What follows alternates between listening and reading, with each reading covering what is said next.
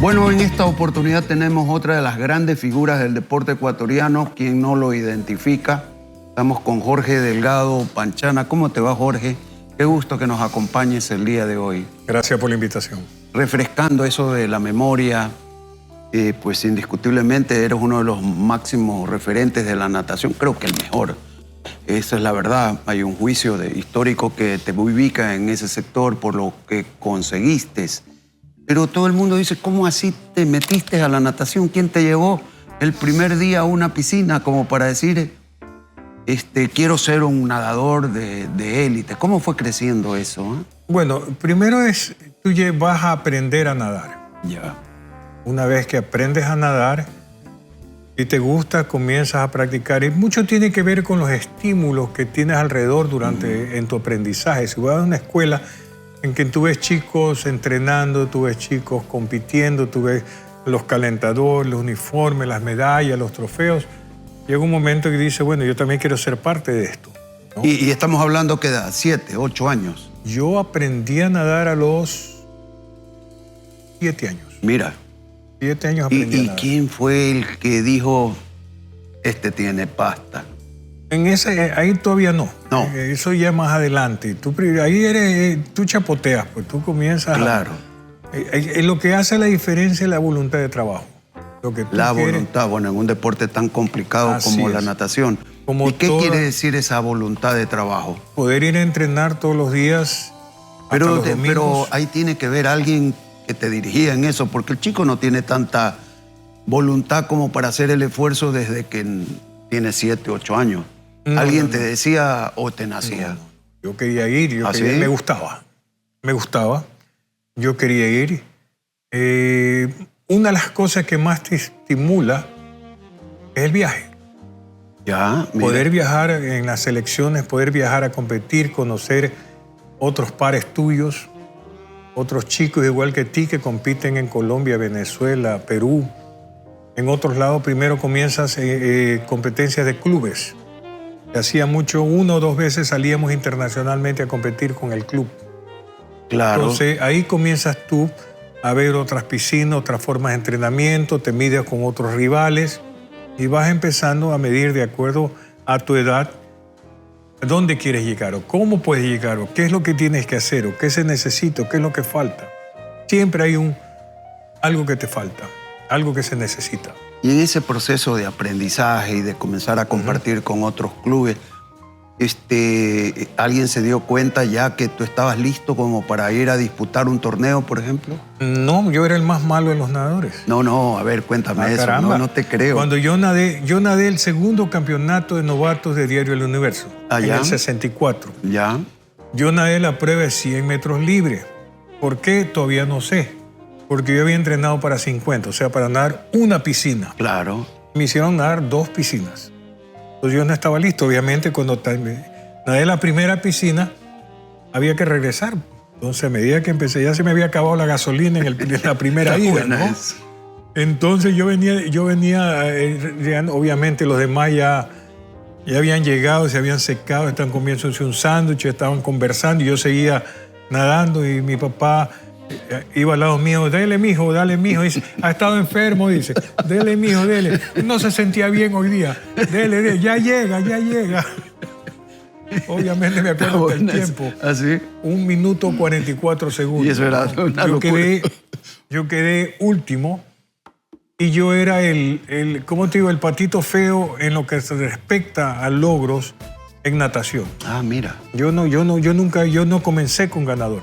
Yo gané mi primera medalla antes de cumplir los 15 años y yo vengo nadando desde los 7. Ah, caramba.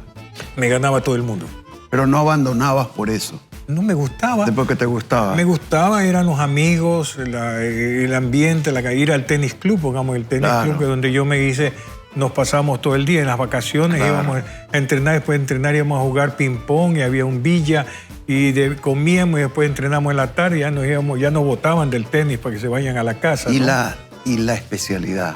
¿Por qué mariposa? Que yo creo que es uno, tú me sabrás, es uno de los del género más complicado en la natación. Es el más complicado. ¿Así? Porque tiene que ser muy rítmico, tiene que ser muy... Demanda fuerza, coordinación y lograr hacer una maestría de la doble patada.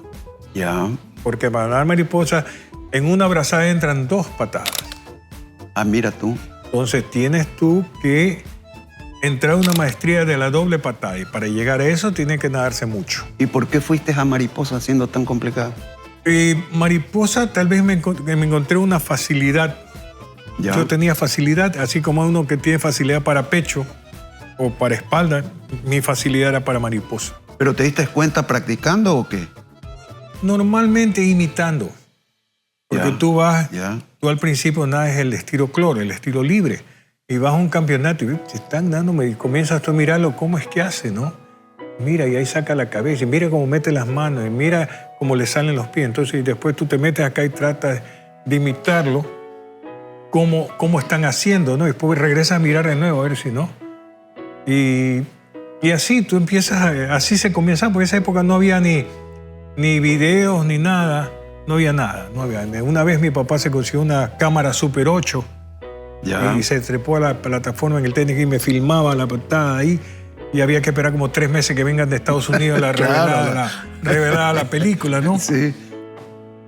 Pero sí, yo pienso que se hizo muchas cosas a la ¿Y tu criolla. especialización de ir mejorando en ese estilo, dónde lo haces? ¿En Estados Unidos, en alguna escuela? Yo cuando ya voy a Estados Unidos yo ya era campeón panamericano. Eras campeón panamericano. ¿Cuál es tu primer triunfo internacional?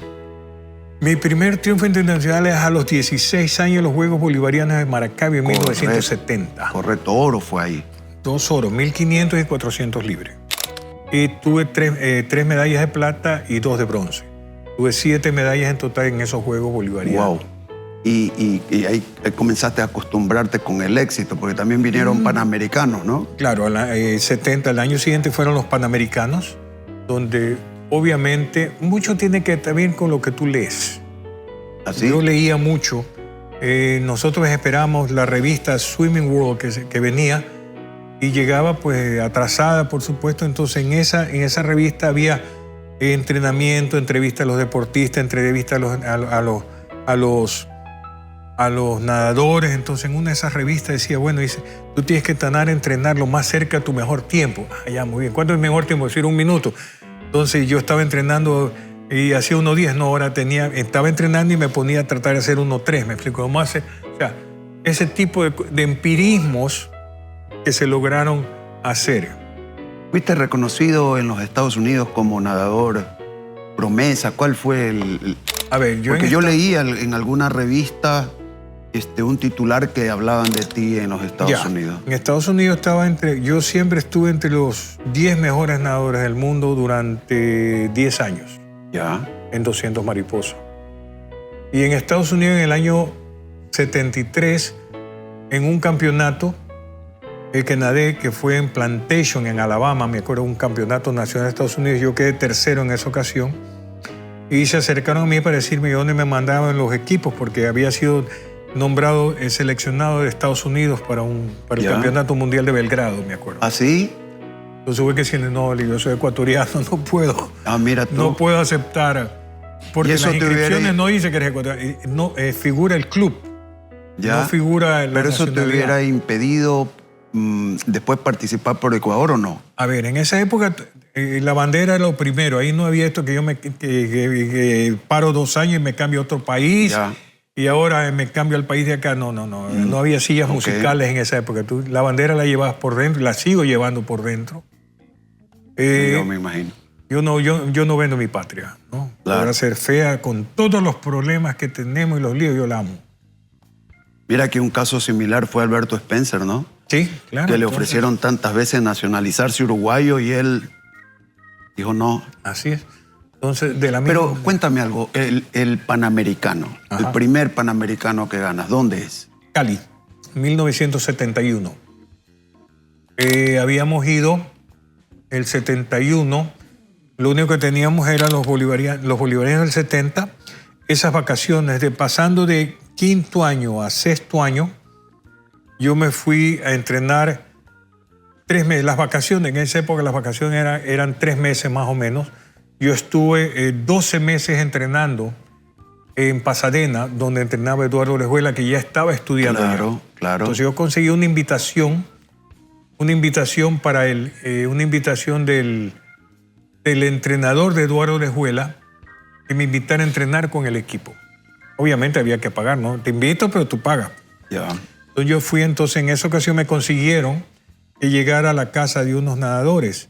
Al principio me llegué a una casa de un chico que era judío, con papá de prácticamente mi misma edad, y estuve poco tiempo, compartía la habitación con él. Luego me consiguieron que me quede en una casa con otros nadadores. Entonces, a cambio de que me dejaran dormir ahí, dormía en el ático. ¿Así? Ni siquiera dormía en la sala. No me daban el ático. Ya. Donde había ahí un cheslón. Y a cambio de eso yo tenía que limpiar toda la casa. No te puedo tenía creer. que botar la basura. Tenía que arreglar las cosas. Los días viernes hacían fiesta, entonces después eso quedaba patas arriba. Entonces me tocaba, después de venir de entrenar, prepararme los alimentos. Había que cocinar, no había plata. Ahí aprendí no puedo decir que cocinar, a preparar alimentos. Porque cocinar ya es un arte. El que cocina es un artista. Aprender los alimentos. La primera vez que me quemé, yo no sabía que el aceite, tú pones el aceite y ahí calienta. Yo calenté primero y puse el aceite porque fue mi primera quemada. No me quemé los brazos, ¿no? No te creo. Me quemé los brazos y el pecho. Bueno, pues así se aprende.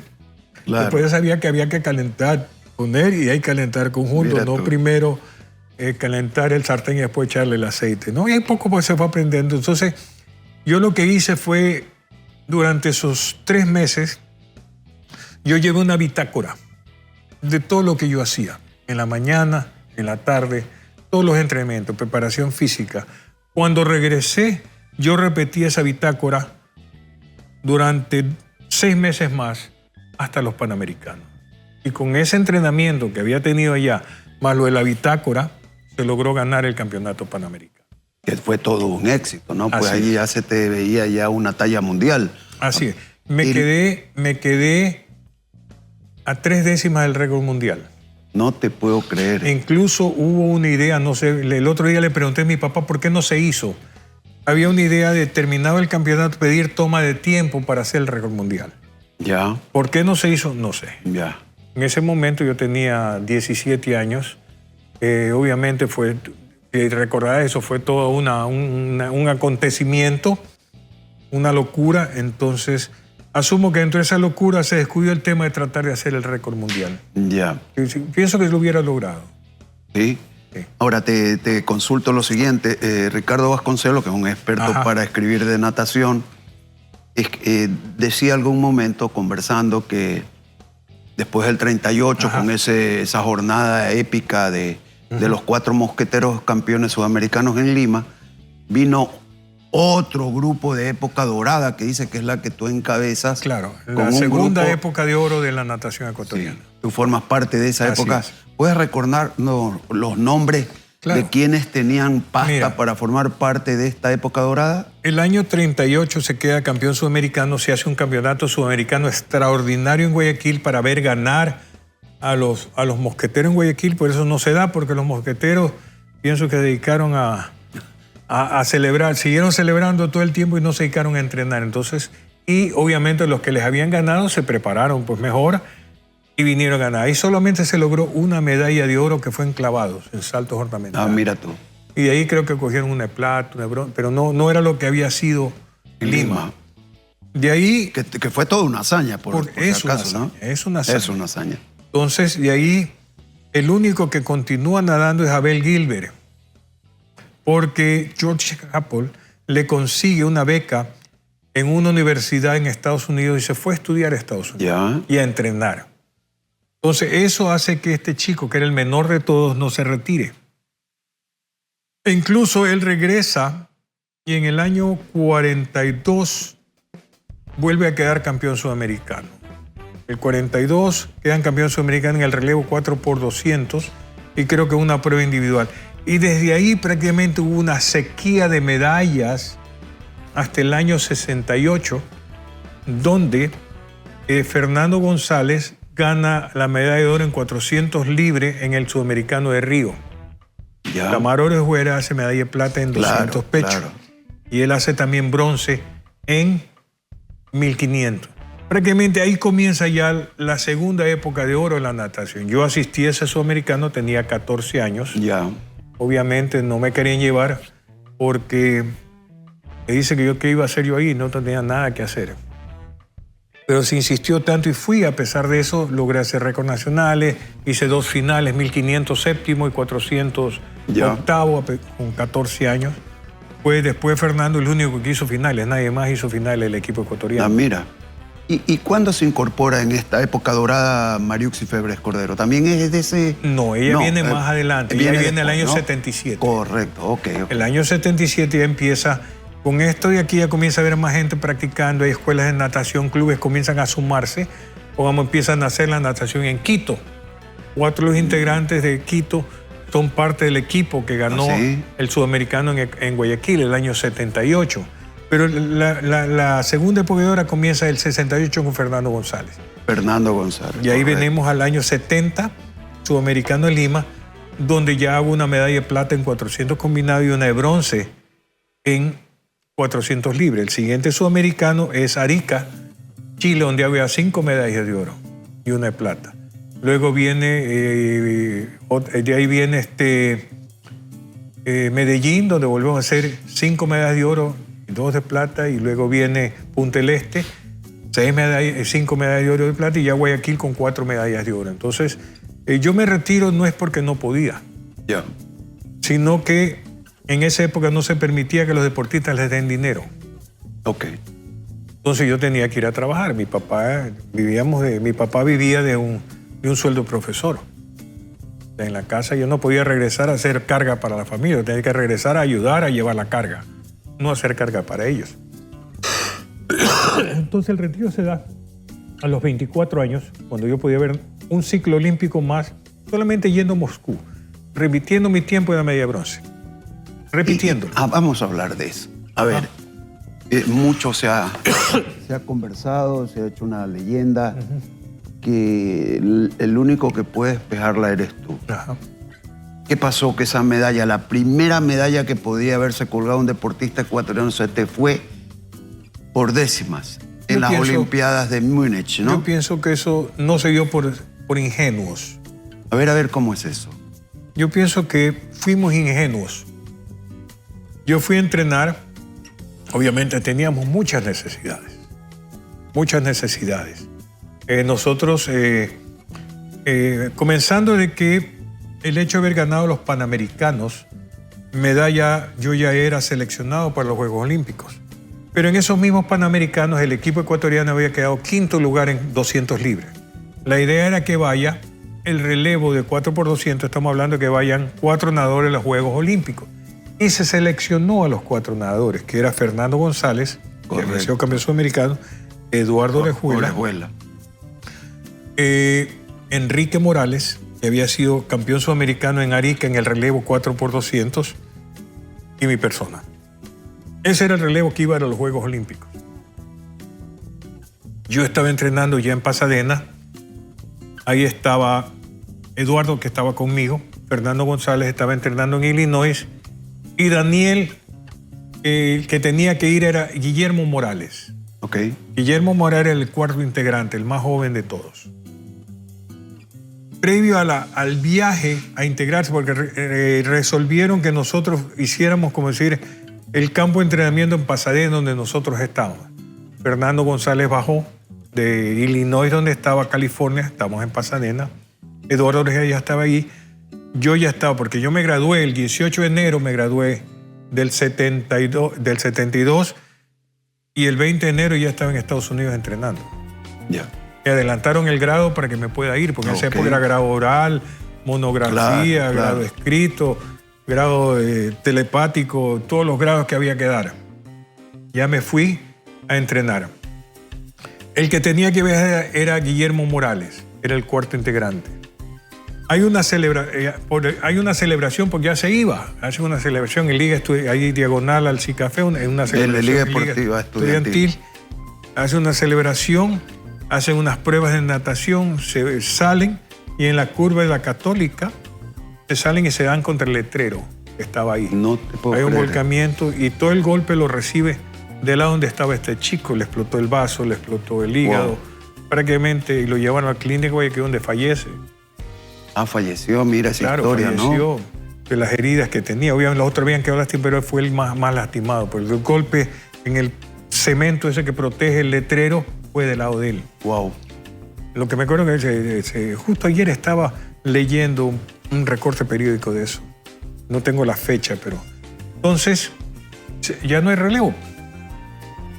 Ya no hay relevo. Pero resuelven, como decir, mandar al suplente, que en este caso sería Daniel Pinargote. Claro, Daniel Pinargote. Pero Daniel Pinargote tenía problemas, había tenido problemas, había sido casi suspendido por problemas de disciplina. Wow. Él tuvo problemas de disciplina en los Panamericanos. Un par de travesuras por ahí que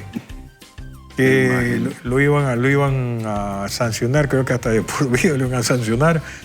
Entonces, el dirigente, que en esa época era Vallarino, era renuente a que vaya Daniel. Pero la presión fue tal de otra persona para que lo manden. Lo mandan a Daniel, se incorpora al equipo y obviamente pasaba lo que iba a pasar. Un indisciplinado no lo cambia de la noche a la mañana. Correcto. El indisciplinado nace, es y muere indisciplinado. Y repite allá. Y empieza ya con las mismas cosas. No te puedo creer. Se escapaba, se quedaba escondido, es lo típico que hace, ¿no? Pero estamos ya prestos, el equipo ya está presto a viajar, ya a los Juegos Olímpicos, estaba ya listo. Cuando llega el dirigente Vallarino, señores, ¿cómo está usted? Chequeo técnico. Ya. Chequeo técnico. Muy bien. ¿A dónde va a ser el chequeo técnico? Campeonato Nacional en Pensilvania. Vamos a Pensilvania. Pero el chequeo técnico tenía que ser para los otros tres. A mí no tenían que haberme hecho el chequeo técnico. Ya. Porque para hacer chequeo técnico en natación, para obtener tu máxima eficiencia, tú tienes que desentrenarte. ¿Así? Tienes que desentrenar. ¿Cuánto tiempo antes? Estamos hablando de 4 semanas antes. ¿Así? Tú te desentrenas. Si estás nadando 20 kilómetros, pasas a nadar 5. Okay. Te desentrenas porque tiene que haber el descanso, la reposición de todas las veces. Eso te da la velocidad. ¿Ya? Entonces, al hacer este chequeo técnico, este desentrenamiento, yo quedé en desventaja. Porque el equipo norteamericano hizo su equipo, se fueron entrenados a Colorado Springs, de Colorado Springs volaron a Múnich, hicieron su desentrenamiento en Múnich, antes de los Juegos Olímpicos. Entonces yo, 4 semanas antes estoy haciendo yo estoy nadando mis Olimpiadas 4 semanas antes. Caray. Hasta el punto que gano el Campeonato Nacional de los Estados Unidos. Ahí. La primera vez el único que gané, ahí. Pero obviamente ya, yo hago mi marca y los otros no hicieron la marca, entonces los otros los regresaron. ¿Ya? No va el equipo a los Juegos Olímpicos, el de relevo. ¿Por qué? Porque no cumplió. Entonces, ya otra vez vuelvo a subir las cargas. Caray. Subir las cargas para volver a bajarlas allá. El que queda a la media bronce yo le ganaba. Y eso es lo que querías yo le ganaba que me a cuentes. él me ganaba, él me ganaba, Ya. yo le ganaba. ¿Y quién era el parejo. cuco de esa categoría? Mark Spitz. Mark Spitz, eso era casi Y invencible. Gary Hall el cuco 2. Ya, y tú peleabas el tercer puesto por marca, tú... Él me ganaba, yo le ganaba. Pero yo entré con desventaja porque aparte de eso, para llegar a Múnich, viajamos Los Ángeles, Chicago. En Chicago me tocó quedarme con 2 o 3 días sin entrenar. No había piscina donde entrenar. Hasta lograr embarcarse para ir a Frankfurt. De Frankfurt ahí a Múnich. Pero en ese trayecto prácticamente perdí 1 semana de entrenamiento. Hay esto que se comenta que tuviste un descuido en el giro. Ya, eso ya vamos a hablar de eso. No Ya. es en el giro. A ver, cuéntame. En la salida. ¿Qué pasó ahí? La primera prueba que se competía en los Juegos Olímpicos eran los 200 mariposas, la primera medalla que se disputaba. Ok. Cuando vamos a la partida, en esa época eran 2 partidas falsas que se permitían. Ahora no hay ninguna. Ya. El que se cae está fuera. En esa época eran 2 partidas falsas. Cuando era la primera prueba que final de entonces cuando el juez te dice a sus marcas, hay una partida falsa. Ya. Regresa. Hace sus marcas, otra partida falsa. Ya. ¿Ya? Regresa. En ese momento no te podías dar el lujo de tener una partida falsa. Estás en la final olímpica y que te X razón me caigo. Era descalificado. Ya. O sea que tuve que decir, en vez de tender con las puntas en puntilla, estuvo con los talones puestos en el partidero. No te puedo ¿Ya? creer. Entonces, ese fue el retraso de que se habla. O sea, esas fracciones, porque fueron fracciones de... Eso es décimas. Pero ¿cuándo te das cuenta de eso? ¿De qué cosa? De que habías cometido ya ese problemita a la salida. A ver, en Ya, ese nadando momento, ya en a ver, el- no, los No. análisis viendo ya cuando termina. Donde tú piensas, pierdes. Ya. Tú puedes pensar. Todo se da. Ok. Es la inteligencia muscular la que manda. Ya después que termina la prueba que tú piensas a ver qué hice mal, qué hice bien, que en ese rato tú te tiras ¿Y cuál era tu expectativa? Por ejemplo, cuéntanos qué va pensando el nadador No en piensas esos, nada. por Tú ejemplo, piensas antes son y después. 4 piscinas, pues, Sí, ¿no? sí, sí. 50 metros. ¿Qué tienes en la cabeza? En la cabeza, terminar la brazada, llegar con las dos manos, calcular las brazadas para llegar exactamente a la pared, que no te quedes corto, ni que te quedes muy apretado. Entonces, Ok. lo que tú vienes calculando, apretas, aumentas o disminuyes la velocidad Ya. para que las manos puedan coincidir con la pared. Y eso se da 3 veces en esa prueba. Claro. Eso es lo que estás pensando. Ya sientas sentir el agotamiento, te concentras en la terminación de la brazada. Terminar, porque si tú comienzas a cortar, significa que vas a dar más brazadas de las que necesitas. Ah, mira tú. Porque empiezas a, como decir, a cortar el metro de avance, que son más o menos 3 metros por segundo. Ya. 3 metros por segundo. Y empiezas a cortar la brazada, entonces estás haciendo 2,5 metros. ¿Y tienes oportunidad de ver cómo van tus rivales? ¿No? Tú compites con el cronómetro. Con tu cronómetro. No, con el cronómetro. O sea, ¿Y tú cómo? bien. En la cabeza. Sí. Tú Ok. puedes mirar el rival cuando tú vas a un sudamericano que tú dominas, entonces yo Ok. lo vas viendo, entonces le gano. Acá no, acá está la leonera, aquí está, ¿no? Todos los leones de la manada. cuando te faltaban, por ejemplo, 10 metros, Ya. ¿tú calculabas la medalla o qué? Yo calculo, tú primero quieres llegar y después de llegar tú miras a ver qué es lo que has hecho. Tú no puedes estar ¿Y en qué ese... pasó cuando miraste el cronómetro, el reloj oficial? Bueno, dije cuarto lugar y cuando veo tercero, no, me faltó puede ser. una décima. Y eso fue muy comentado porque todos, Sí. Yo te todos digo, creíamos que tú traías la primera si medalla. se hubiera hecho las cosas, no hubiera habido el tema. Por eso es que yo soy siempre, no sé si me critique, yo soy muy duro, yo soy muy exigente en la parte de disciplina. Yo no perdono el tema de gente indisciplinada, porque yo perdí una medalla por un indisciplinado. Mira tú. No, yo la perdí por un malcriado, por un indisciplinado. Entonces yo siempre digo que cuando veo estas cosas de indisciplina hay que abrir los expedientes, hay que castigar, porque le estamos haciendo un bien al deportista. Esos favoritismos, eso de cubrir las cosas que hacen, no es correcto. Le estamos haciendo un mal. Después manejaste tu academia. Bueno, ya la academia yo ya hice, ya cuando prácticamente ya dejé de nadar. Yo estudié educación física. Yo dejé de nadar, entonces vamos a tratar de devolverle al deporte lo que el deporte me ha dado. ¿Y por qué la natación es escasa en tener valores como el tuyo, como los nombres que hemos dado acá? ¿Por qué no surgen estos valores a nivel ya de internacionales como La ustedes natación ofrecieron? es un deporte muy sacrificado. Ya. Necesitamos... una de las cosas que sucedió es normalmente natación, no hablemos de natación, se da en los clubes. En el pasado, Guayaquil solamente tenía aproximadamente 27 clubes de natación, solo Guayaquil. Y cuando hablo de clubes, hay unos que tenían 3 nadadores, 4 nadadores, pero eran clubes. Ya. Y todo esto aportaba al universo del cual tenían que salir los nadadores. Eso aporta. Ok. Vienen unos cambios sociales deportivos que se dieron, donde se eliminaron los clubes y tuvieron que volverse a formar. Recuerda que el club es un voluntariado. El club no, a menos que sea de fútbol o Claro, de básquet, claro. es remunerado. El club ha cumplido una normativa que tú tienes que tener para poder competir.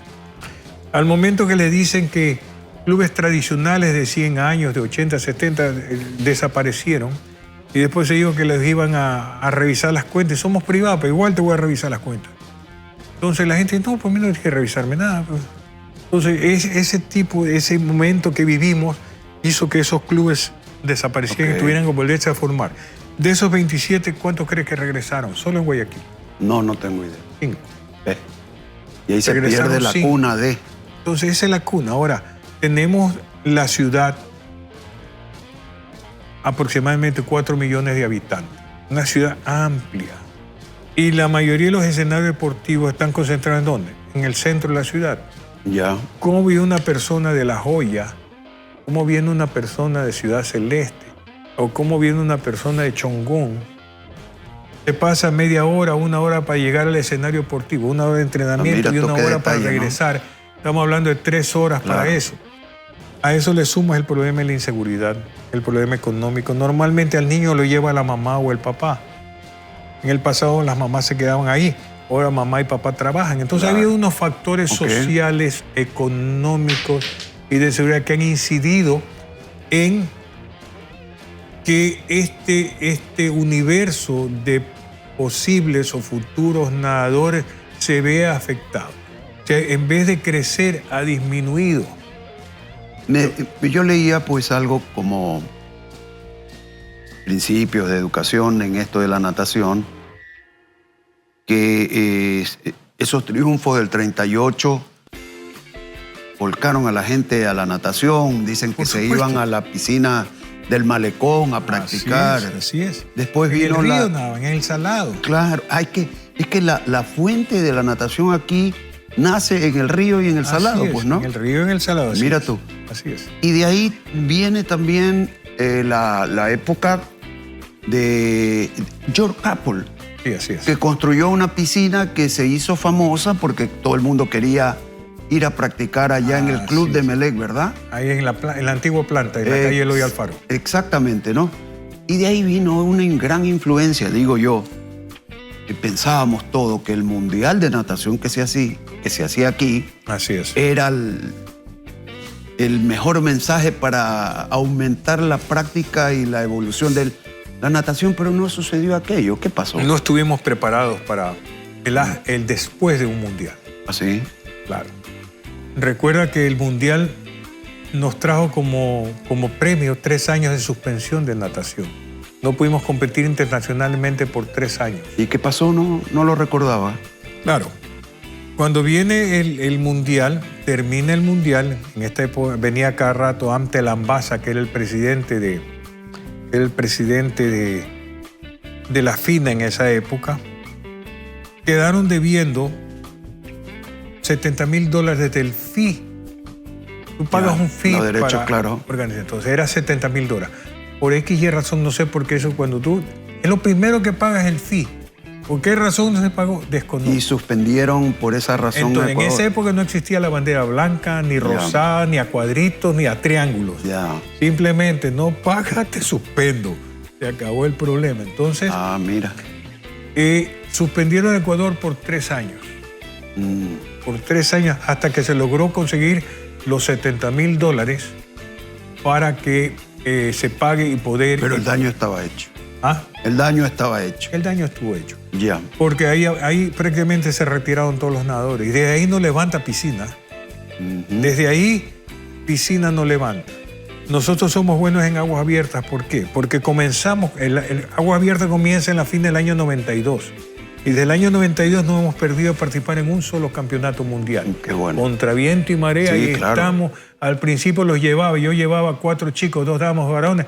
Una salió en ambulancia, la otra salió al último, el otro se retiró. Pero así se comienza. Y obviamente tuve muchas críticas por el tema, pero a mi necedad terminó con un vicecampeonato mundial en aguas abiertas. Claro. Y te pregunto lo siguiente, tu experiencia de haber sido un competidor de las Olimpiadas... Sí. Y ahora como presidente del Comité Olímpico, y has asistido a la Olimpiada de Francia, la última experiencia, donde se consiguieron una gran cantidad de medallas alentando al deporte ecuatoriano. Así es. ¿Qué cambios viste en esto de la tecnología, el desarrollo de... ¿Cómo analizas esas Olimpiadas de Francia que nosotros lo vimos a la distancia, ¿no? La parte científica es fundamental. Cuesta entrenar, practicar cuesta dinero. Y no estamos dispuestos a entregar ese dinero. El dinero no es... A ver, hay una cosa que se llama, como decir, el ministerio es el que ahora lleva el dinero. En el pasado lo manejaba el Comité Olímpico, el 5% de las llamadas. Claro, claro. Cuando vino los cambios, para acá y se lo pasaron al Estado. Eso entró al Fondo Nacional. Un fondo común, claro. Fondo común. Entonces ahora se crea el ministerio y el ministerio es el que va a administrar estos fondos y va a entregar. Entonces aquí está la Federación Ecuatoriana, aquí está el deportista. Entonces lo lógico es que del ministerio vaya a la federación y la federación del deportista. Pero no, el dinero va del ministerio al deportista. Directo. Entonces la federación no tiene control de esos dineros, de cómo se manejan o cómo se hacen. Ahora, la federación tiene sus asignaciones. El otro día me preguntaba una chica y la inversión del deportista, le digo, no hay inversión, ahí es gasto. Porque yo no puedo conseguir inversión, la lencería que se cobra al atleta, el computador, el teléfono, el que le paga a la novia el pasaje para llevarlo a la Olimpiada junto con un hotel 5 estrellas. Eso no se puede considerar inversión. Eso incluso es hasta un mal gasto. Jorge, ¿tú ves que los gobiernos de turno están apoyando realmente el deporte? ¿Ese es el significado de que hemos podido conseguir medallas o es un esfuerzo individual de las asociaciones? Yo pienso que es mitad y mitad. Ok. Mitad y mitad. Sí. El problema es que hay que saber dar la ayuda, no es de dar por dar. Ok. Porque a veces yo te doy respiración artificial y te doy mal, te mato. Claro. Yo quería ayudarte, quería revivirte, pero en vez de revivirte te maté. Claro. Hay que saber dar, hay que hablar con las personas que sepan para el mejor manejo de estos recursos. Tú has sido capitán del aire también, ¿no? También, sí. ¿Y qué es más fregado? ¿Arriba o en el agua? Las dos cosas son complicadas. Sí. Pero ¿practicas permanentemente? Ya no, yo volé hasta el año 95. Ya. Mira, yo siempre quise ser piloto. ¿Ya? Mi sueño era ser piloto. Entonces, hacía aviones de papel, me pasaba todo el día dibujando aviones, iba al aeroclub a mirar, me conversaba, tenía amigos que eran pilotos. Entonces, cuando yo gano los Panamericanos, ante esta fase, como andaba, me pasaba mucho en el aeroclub. Cuando yo gano, vino, en esa era presidente, ya se me escapa en este momento, me dan una beca para estudiar aviación. Por supuesto, yo brincaba, saltaba, ya había terminado sexto año. Ahí está en la foto. Sí. Iba terminado sexto año, Oscar Granja, mi instructor, arquitecto. Ya había terminado, entonces yo ya iba a volar, pero entonces había los Panamericanos, había los Juegos Olímpicos. Entonces el mayor Pinardo dice, ¿cómo te vas a meter a estudiar aviación ahora? ¿Qué pasa si te sales de la pista, un capotazo, te rompe una mano, te rompes una pierna? Nos quedamos sin Juegos Olímpicos. Ya, entonces dejemos para después la estudio de aviación. Ya me fui a estudiar a Estados Unidos. Ya me gradué, estudié en California diseño comercial, me pasé a Illinois, allá estudié educación física, relaciones públicas, también estudié una maestría en fisiología del ejercicio, me faltó sustentar la tesis porque sin plata, porque eso había que pagarlo, ya no tenía beca. Y obviamente, como era estudiante extranjero, me costaba el crédito. En esa época, en el año 77, $800 el crédito en el año 87. Ya. Cada crédito que sonaba, entonces eran más o menos como 30 créditos que necesitaba. Entonces ya no tenía plata. Ya me tocó regresar a trabajar. Ya terminé y vine. Entonces, cuando regresé, lo primero que hice, ya dejé mis maletas y me voy a estudiar aviación, ¿no? Entonces me fui a la... ¿Dónde fue? Aquí a la zona militar. Vengo a escribirme porque voy a la escuela Cosme Renela a estudiar aviación. Muy bien, señor. Requisitos, edad, 25 años. No puede ser. ¿Por qué? La edad es 24. No te puedo creer. Increíble. Usted ya está pasado, usted ya no puede ir a estudiar aviación. No puede ser, no. Y me acordé, de Ripley. tengo la beca del Aeroclub. Ya. Entonces fui Hablé con el presidente, tuve que pagar una diferencia de actualización y ahí estudié aviación. Qué bueno. ¿Qué volverías a repetir en tu vida? Los éxitos en la natación, la dirigencia deportiva. ¿Qué es lo que más te provocaría repetirlo? Yo pienso que no hay que repetir nada. Okay. Hay que entrar a los nuevos desafíos. Ya. Eso ya está escrito, ya está hecho, para bien, para mal, bien hecho, mal hecho, ya está. Eso ya está en piedra. Ahora toca los nuevos desafíos. Yo pienso que ya en este momento, con la experiencia de vida, con la experiencia deportiva, con la experiencia académica, con la experiencia dirigencial, hay nuevos desafíos hacia afuera de las fronteras del país. Okay. Y ahora nos proyectamos a la dirigencia ya a nivel bolivariana, a nivel panamericana, a nivel sudamericana, a nivel mundial. Pues ya cumplimos dentro del país ya lo que toca. Habrá que culminar unas cosas más que quedan por hacer y luego hay que proyectarse hacia afuera. Pues ya tienes la experiencia, ya tienes el bagaje. Eso no lo puedes llevártelo a la casa para que se empolve o para que se llene de telaraña o porque se vaya conmigo el rato que ya me toca bajar al hueco. No, nos quedamos con esas palabras alentadoras como dirigente. Pues no, todo lo que te puede faltar es vertir toda esa experiencia que has tenido en otros campos, ¿no? Claro. El campo de la dirigencia en este caso. Quería agradecerte, Jorge, porque hemos recorrido y detalles de tu vida que a veces ni los libros los dicen. No, todavía no. Y que felizmente tú no las has podido contar. Y es en beneficio. ¿Le tenemos fe a la natación o...? Yo sí. ¿Sí? ¿Le tienes fe? Yo claro que sí. La natación no muere. La natación posiblemente va un paso atrás, pero toma impulso. Hay que volverla a recuperar. En este momento estamos... Mira, el deporte es cíclico. Tenemos altos y bajos.